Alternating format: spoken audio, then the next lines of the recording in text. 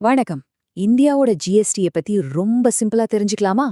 CGST, SGST, IGST.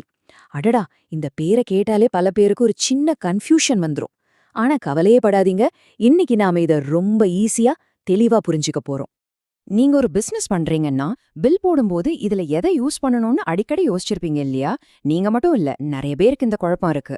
ஆனா இந்த session முடிஞ்சதும் இந்த கேள்விக்கு நீங்களே அசால்ட்டா பதில் சொல்வீங்க பாருங்க.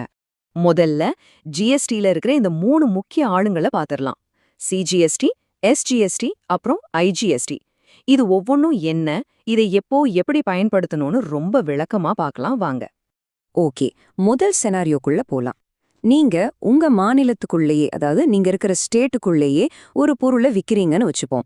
அப்போ ஜிஎஸ்டி எப்படி வேலை செய்யும்? ஆமாங்க, ஒரே மாநிலத்துக்குள்ள நடக்கிற வியாபாரத்துக்கு 2 வரிகள் ஒன்னா சேர்ந்து வரும். இத ஒரு இரட்டையர்கள் மாதிரி நினைச்சுக்கோங்க. எப்பவும் ஜோடியா தான் வருவாங்க. அதுதான் சிஜிஎஸ்டியும் எஸ்ஜிஎஸ்டியும். இதுல சிஜிஎஸ்டினா central goods and services tax. அதாவது நீங்க கட்டுற வரியில ஒரு பாதி நேரா மத்திய அரசுக்கு, அதாவது சென்ட்ரல் கவர்மெண்ட்டுக்கு போயிடும். அடுத்து எஸ்ஜிஎஸ்டி. இது state goods and services tax.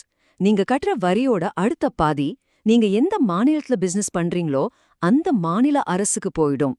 ரொம்ப சிம்பிளான கணக்கு தான். இத இன்னும் நல்லா புரிஞ்சுக்க ஒரு சின்ன உதாரணம் பார்க்கலாம் வாங்க. இப்போ தமிழ்நாட்டுக்குள்ளேயே ஒரு விற்பனை நடக்குதுன்னு வச்சுக்கலாம்.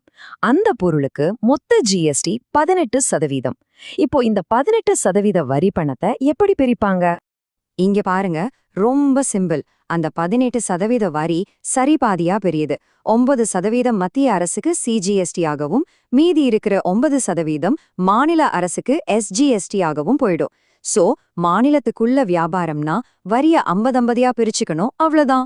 பாருங்க, ஒரு பிசினஸ் ஓனரா இந்த கணக்கையெல்லாம் சரியா புரிஞ்சு வச்சுக்கிறது ரொம்ப முக்கியம். அப்போதான் உங்க அக்கவுண்ட்ஸ் கரெக்டா இருக்கும், தேவையில்லாத சட்டச்சிக்கல்களையும் தவிர்க்கலாம். இந்த மாதிரி வரி விஷயங்கள்ல உங்களுக்கு ஏதாவது சந்தேகம் இருந்தா நாங்க இருக்கோம். நாதி டாக்ஸ் சொல்யூஷன்ஸ் மாதிரி நிபுணர்கள் கிட்ட கேட்கறது எப்பவும் ஒரு நல்ல முடிவு.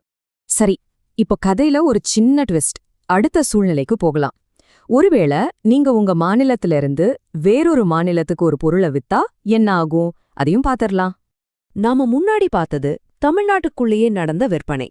இப்போ தமிழ்நாட்டுல இருந்து கர்நாடகாவுக்கு ஒரு சேல் நடக்குதுன்னு வச்சுப்போம். இந்த ஒரே ஒரு மாற்றம் வரியோட மொத்த கணக்கையுமே மாத்திடும். எப்படின்னு பார்க்கலாமா? இங்கதான் நம்மளோட 3வது ஆளு ஐஜிஎஸ்டி என்ட்ரி கொடுக்கறாரு.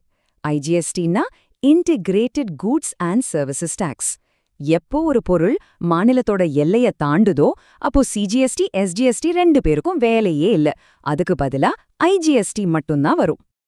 நம்ம பழைய உதாரணத்தையே எடுத்துக்கலாம். தமிழ்நாட்டுல இருந்து கர்நாடகாவுக்கு ஒரு விற்பனை நடக்குது. வரி அதே 18% தான். ஆனா இந்த முறை பிரிக்கிற வேலையே கிடையாது.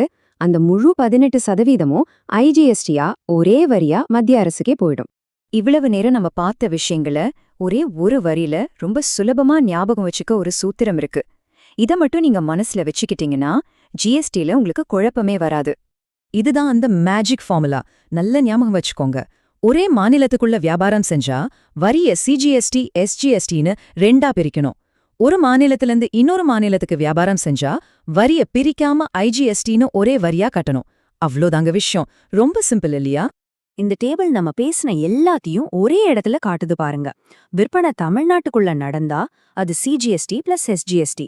அதுவே தமிழ்நாடு தாண்டி கேரளாவுக்கு போனாலும் சரி, இல்ல கர்நாடகா தாண்டி மகாராஷ்டிராவுக்கு போனாலும் சரி, அது எப்பவுமே ஐஜிஎஸ்டி தான்.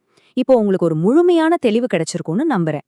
ஓகே, இந்த சிஜிஎஸ்டி, எஸ்ஜிஎஸ்டி, ஐஜிஎஸ்டி வித்தியாசத்தை தெரிஞ்சுக்கிறதுனால ஒரு பிசினஸ் பண்றவங்களுக்கு என்ன பிரயோஜனம்னு நீங்க கேட்கலாம். அது ரொம்ப ரொம்ப முக்கியமான கேள்வி. நீங்க உங்க கஸ்டமர்ஸ்க்கு சரியான பில் போடுறதுல இருந்து உங்க வரி கணக்குகளை தப்பில்லாம ஃபைல் பண்ற வரைக்கும் இந்த அடிப்படை புரிதல் ரொம்ப அவசியம்.